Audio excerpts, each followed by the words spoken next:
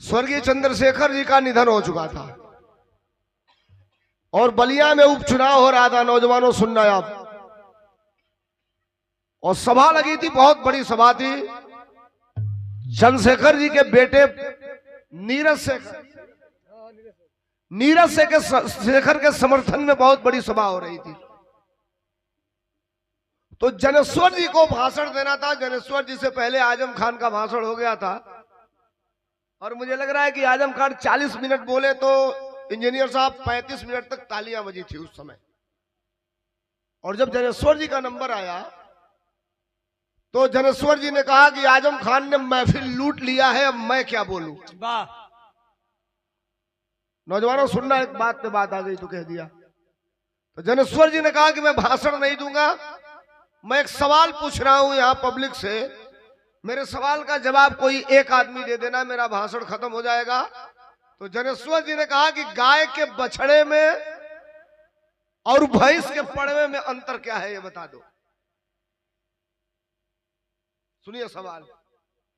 जिस मंच पे देश के बड़े नेता हो, जनेश्वर जी ने सवाल किया था कि गाय के बछड़े में और भैंस के पड़वे में अंतर क्या है, कोई एक आदमी बचा दो बीच में से खड़ा होके।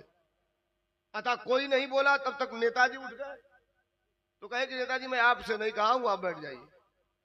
और फिर जनेश्वर जी ने बताया कि गाय के बछड़े में और भैंस के पड़वे में अंतर यह है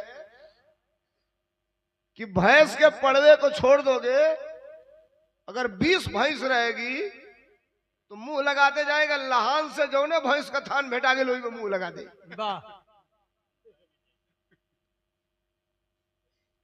और गाय के बछड़ों को छोड़ोगे, अगर 10 गाय रहेगी तो सूंघते सूंघते जाएगा, अपने माँ के ही थन में मुंह लगाएगा। उन्होंने इंगित ये किया था कि मैं जिसके लिए आया हूं ये गाय का बछड़ा है और उधर वाला भैंस का पड़वा है। फैसला आप कर लेना, साथ किसका दोगे। मुझे लग रहा है कि 12-13 मिनट तक कंटिन्यू तालियां बजती रह गई। 2 लाख की भीड़ थी उस सभा में। मेरे कहने का मतलब, डॉक्टर B.R. अम्बेडकर को मानने वालों, एक जगह भाषण दे देना, एक जगह उनके कृतियों पर 4 घंटा चर्चा कर देना, एक जगह उनके बारे में लंबी लंबी बातें कह देना। हर आदमी कहता है कि सामंतवाद के खिलाफ ये लड़े। साहब, ये जिस सामंतवाद के खिलाफ लड़े बाबा साहब, उससे बड़े सामंतवाद को हम और आप अपने बगल में पाल करके बिठाए हैं। हम अपने आप को बैकवर्ड कहते हैं, हम अपने आप को अनुसूचित कहते हैं। पिछड़े जात में भी सामंतवाद है, अनुसूचित जात में भी सामंतवाद है। अपना ही भाई अगर बहुत बड़े रैंक पे चला जा रहा है तो अपने ही छोटे भाई को अपने बगल में बिठाने में उसे शर्म महसूस हो रही है, उसको बदबू आ रही है, महक रहा है उसकी शरीर। और बात कर रहे हो अम्बेडकर के विचार को चरितार्थ करने की। समाज में गैर बराबरी का जब तक बात होगी, समता मूलक की स्थापना उस दिन आएगी जिस दिन बड़े लोग छोटे लोगों को गले अपनाना चालू कर देंगे। आइए हम आपके बीच में एक बात करेंगे। सुनील पासवान, लाइनमैन, सलेमपुर देवरिया, भाई की तरफ से 500 रुपया देकर सम्मानित कर गिलवा। एक बार जोरदार ताली बजाकर स्वागत कर दिया जाओ। बहुत बहुत धन्यवाद। और माननीय इंजीनियर साहब की तरफ से, अब हम हितनाथ का नाव ना लिया जाला, बार बार पद बताओ जाला। माननीय इंजीनियर साहब की तरफ से ये 200 रुपयों का पुरस्कार, चरणों में नमस्ते प्रणाम।